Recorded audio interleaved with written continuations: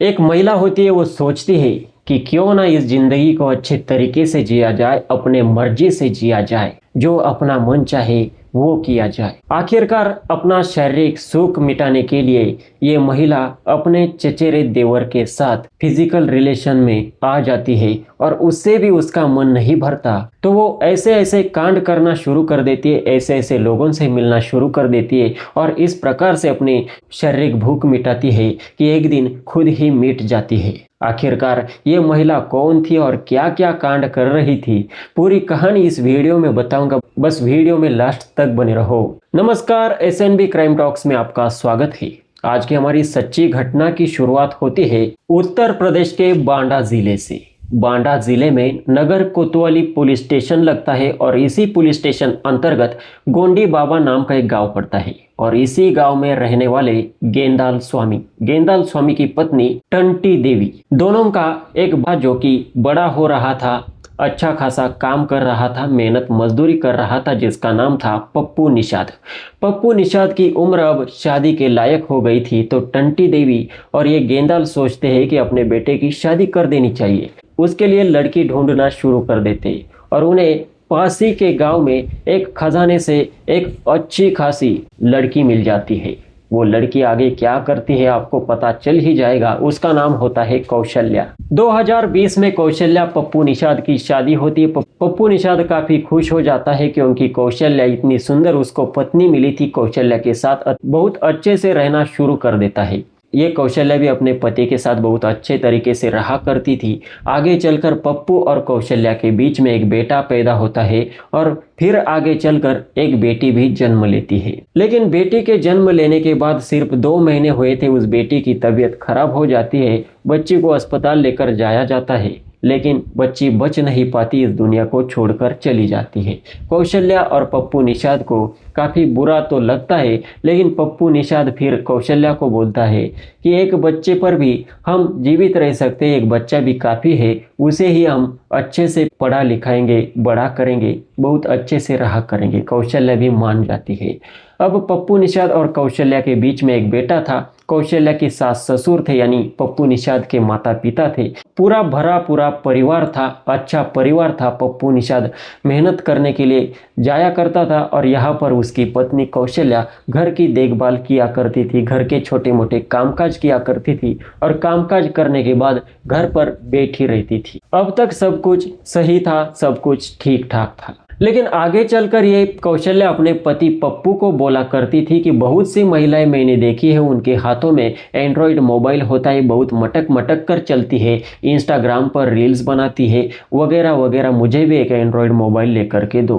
अब पप्पू निषाद अपनी पत्नी ये मोबाइल की डिमांड कर रही है, तो कोई भी पति अपनी पत्नी की इच्छा तो पूरी करेगा ही। पप्पू निषाद कहता है कि थोड़े दिन रुक जाओ, मैं मेहनत मजदूरी करके तुम्हें मोबाइल लेकर के दे दूंगा। और आगे चलकर ये पप्पू निषाद मेहनत मजदूरी ज़्यादा करता है और अपनी पत्नी कौशल्या के लिए एक एंड्रॉयड मोबाइल खरीद कर दे देता है। अब कौशल्या भी उस मोबाइल पर बाकी की महिलाओं की तरह इंस्टाग्राम अकाउंट ओपन करती है, फेसबुक ओपन करती है, मैसेंजर ओपन करती है, व्हाट्सएप ओपन करती है और यहाँ वह अपना प्रोफाइल वगैरह बनाया करती थी और अच्छी अच्छी रील देखा करती थी। अब ऐसे ही दिन गुजर रहे थे।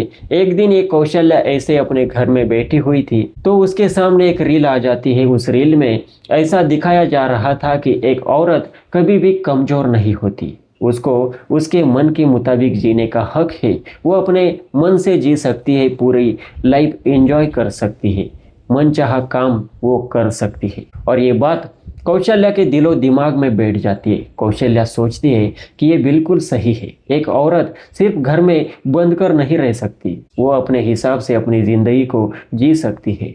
और तभी से ये कौशल्या अपना चाल चलन पूरी तरीके से भूल जाती है, अपने संस्कार भूल जाती है और अलग अलग लोगों से बहुत हंसी खुशी बोलने लग जाती है। कोई लड़का अगर इसकी तरफ आकर्षित हो जाता, इसकी तारीफ कर देता, इसकी सुंदरता की तारीफ कर देता, कौशल्या भी उसको अपना दिल दे देती और दोनों के बीच में गलत रिश्ते कायम होने लग जाते। कौशल्या अब जब कभी किसी रिश्तेदार की शादी में जाती, कोई लड़का उसे देखता ही रह जाता, कौशल्या भी समझ जाती कि इसके मन में मेरी चाहत है और ये मुझसे कुछ करना चाह रहा है। कौशल्या भी उसको पूरी तरह से भाव देती और फिर उस लड़के की इच्छा भी पूरी कर देती। इस प्रकार से कौशल्या किसी को ना नहीं बोलती थी। ऐसे कितने लोगों के साथ ये फिजिकल हो चुकी थी, लेकिन अब तक भी इसके पति को इस बारे में कुछ भी पता नहीं था। इसके घर वालों को इस बारे में कुछ भी पता नहीं था। कौशल्या खुले में तो ये सब काम नहीं करती थी, छुप छुप कर ही करती थी, लेकिन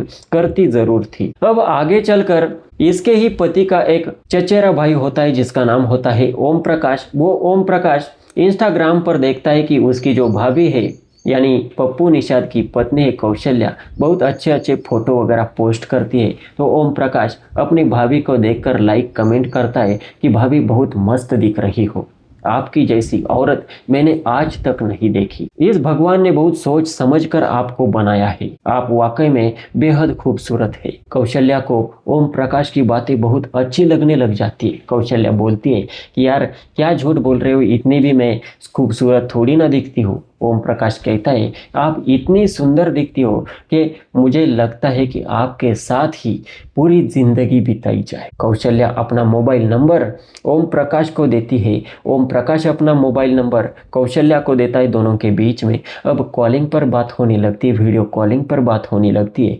भले ओम प्रकाश थोड़ा नज़दीकी रहा करता था, लेकिन अब बातचीत होने लगती है और बातचीत में ये ओम प्रकाश कहता है कि मैं आपसे मिलना चाहता हूँ, आपके साथ वक्त गुजारना चाहता हूँ। कौशल्या कहती है तो फिर मैंने कब मना किया है। फिर रात के अंधेरे में ये कौशल्या अपने घर से निकलती है। पति को, उसके सास ससुर को कुछ भी इस बात का पता नहीं चलता। निकलती है वहां से ओम प्रकाश निकलता है। गांव के पास ही जंगल झाड़ी होती है। उस जंगल झाड़ी में रात के अंधेरे में दोनों मिलते हैं और दोनों के बीच में गलत रिश्ते कायम होने लग जाते हैं और तब तक बनते हैं जब तक दोनों की इच्छाएं पूरी नहीं हो जाती, दोनों की अच्छे से तृप्ति नहीं हो जाती। लेकिन इस बार इस कौशल्या की इतनी अच्छी तरीके से तृप्ति हुई थी कि ये कौशल्या ओम प्रकाश की दीवानी बन चुकी थी। ये कौशल्या ओम प्रकाश को कहती है कि मैं कुछ भी छुपाऊंगी नहीं, मैंने बहुत से मर्द देखे, बहुत से मर्दों के साथ मैंने ये गलत रिश्ते कायम किए, लेकिन तुम पहले ही हो जिसने मेरी संतुष्टि की है। तुम्हारे जैसा मर्द मैंने आज तक नहीं देखा। ये ओम प्रकाश कौशल्या को कहता है कि अगर ऐसा है तो फिर इसके बाद तुम मेरी ही बनकर रहना। तुम्हारा पति है पप्पू निषाद, उसके अलावा तुम किसी और के पास कभी मत जाना, मुझे प्रॉमिस करो। ये कौशल्या भी ओम प्रकाश को प्रॉमिस करती है कि अब मेरे सिर्फ तुम हो और तुम ही रहोगे। और उसके बाद दोनों ऐसे ही छुप छुप कर मिला करते थे, किसी को इस बात की भनक तक नहीं लग रही थी। बार बार उन दोनों के बीच में गलत रिश्ते कायम हो रहे थे और आगे चलकर ये कौशल्या ओम प्रकाश को इतना दिल दे बैठती है, इतना वो उसके मन में छा जाता है कि ये कौशल्या ओम प्रकाश को कहती है कि मुझे बस अब तुम ही चाहिए, तुम्हारे सिवा कोई भी नहीं चाहिए, मुझे किसी की ज़रूरत नहीं है, ना मेरे माता पिता, ना बच्चे, ना पति, ना कोई भी, मुझे चाहिए तो सिर्फ तुम ही चाहिए। ओम प्रकाश कहता है कि अगर ऐसा है तो तुम्हें सबको छोड़ देना पड़ेगा, बच्चे को, पति को, सबको छोड़ना पड़ेगा, फिर हम भाग कर जाएंगे। कौशल्या बिल्कुल एक पैर पर तैयार हो जाती है। दोनों प्लानिंग बनाते हैं और 24 फरवरी 2026 का दिन होता है। सुबह के भोर में ही कौशल्या अपने घर में से सारे गहने जेवरात वगैरह सब कुछ, महंगी महंगी साड़ियाँ अपनी सूटकेस में पैक करती है और ओम प्रकाश के साथ 9-2-11 हो जाती है और वहाँ पर दिल्ली में जाते हैं। दिल्ली में एक रूम लिया जाता है, दोनों वहाँ पर पति पत्नी की तरह रहना शुरू कर देते हैं। और यहाँ पर जब पप्पू निषाद सुबह उठता है, नींद खुलती है, देखता है अपनी पत्नी कहीं पर भी नहीं दिख रही थी। वो अपनी माँ टंटी देवी से पूछता है, उसकी माँ टंटी देवी कहती है कि मुझे भी नहीं पता। सारा पूरा परिवार कौशल्या को इधर उधर ढूंढता है, वो नहीं मिलती तो सीधे पुलिस स्टेशन जाते हैं और कौशल्या की गुमशुदगी की रिपोर्ट दर्ज करा देते हैं। पुलिस मोबाइल लोकेशन वगैरह ट्रेस करती है, 27 फरवरी 2026 को ओम प्रकाश और कौशल्या को पुलिस उठाती है, पुलिस स्टेशन लाया जाता है और यहाँ पर ओम प्रकाश के परिवार वाले भी पुलिस स्टेशन में आए हुए थे और पप्पू निषाद के परिवार वाले भी पुलिस स्टेशन में आए थे।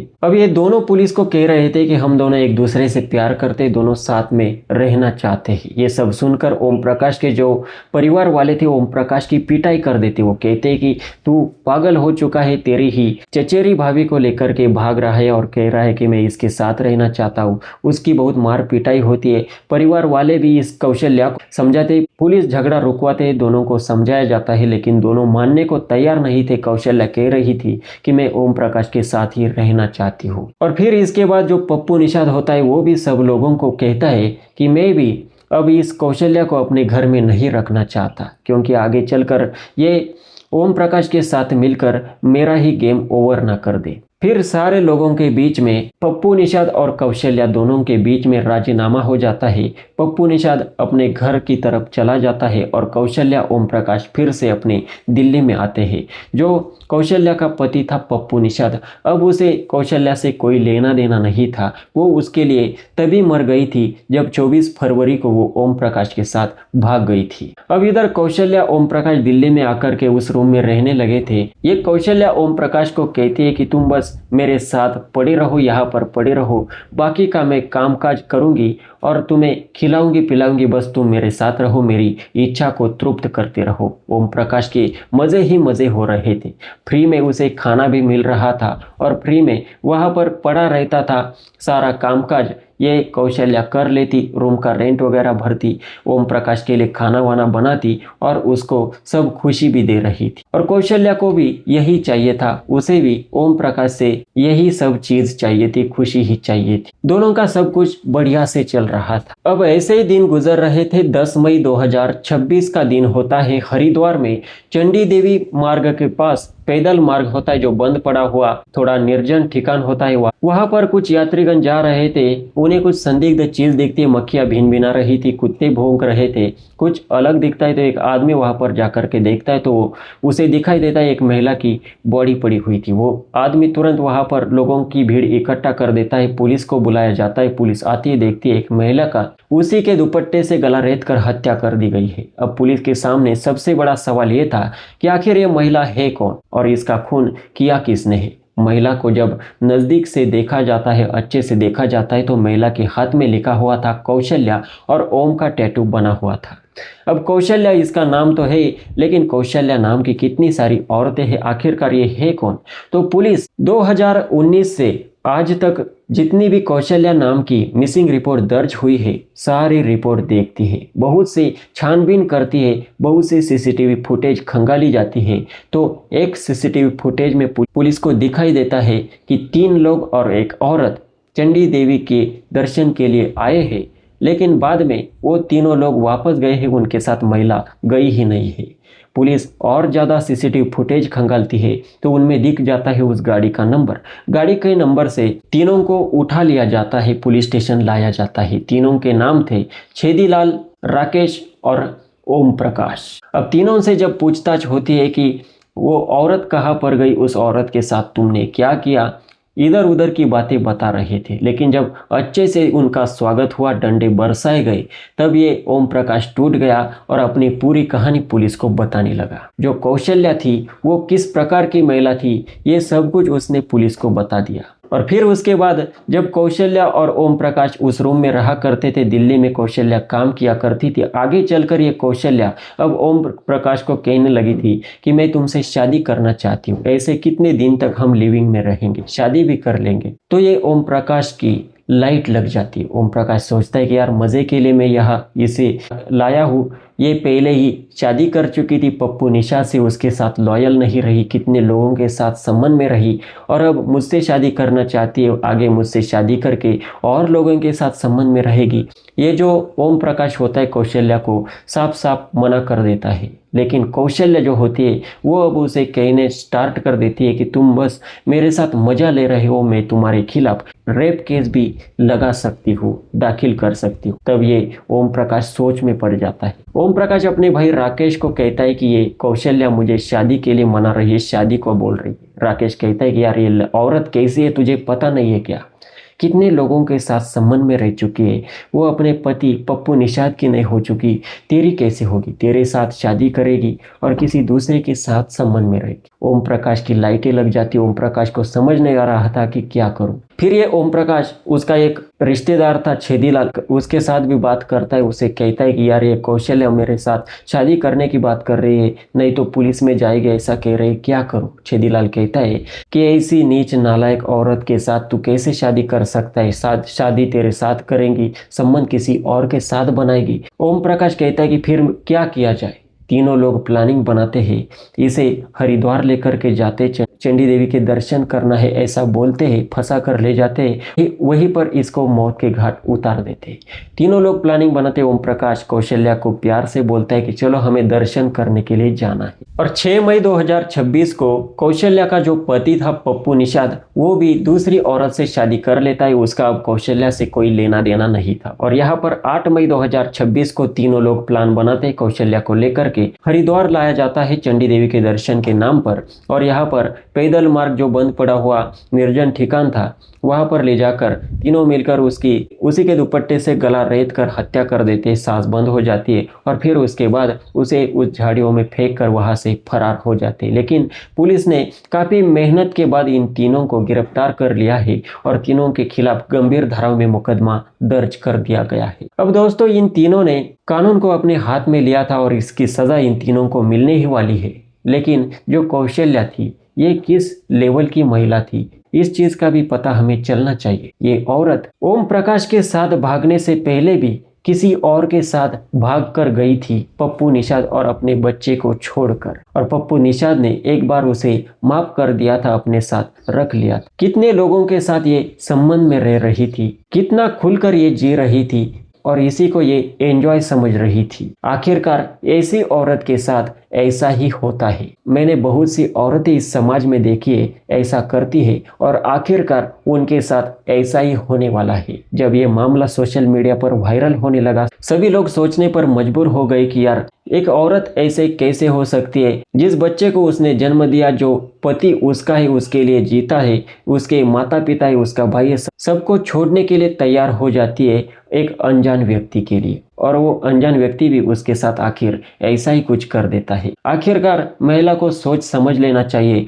अपने तो आखिरकार अपने ही होते हैं और पराये हमेशा पराये ही होते हैं। इस घटना से, इस कहानी से आपको अच्छी सी सीख लेनी चाहिए। बाकी इस वीडियो का मेरा मकसद किसी की भावनाओं को ठेस पहुंचाना, किसी को बदनाम करना नहीं, अश्लीलता का प्रसार करना नहीं, बल्कि आप लोगों को जागरूक करना है। समाज में इस प्रकार की घटनाएं घट रही है, ऐसी हमारे साथ न घटे, इसलिए हमें सावधानी पूर्वक रहना है, सतर्क रहना है। वीडियो पसंद आई हो तो इसे लाइक करें और ऐसे इंटरेस्टिंग क्राइम स्टोरीज लगातार सुनते रहने के लिए SNB क्राइम टॉक्स को सब्सक्राइब करना बिल्कुल ना भूलें। मिलते हैं अगले एपिसोड में। जय हिंद, नमस्कार।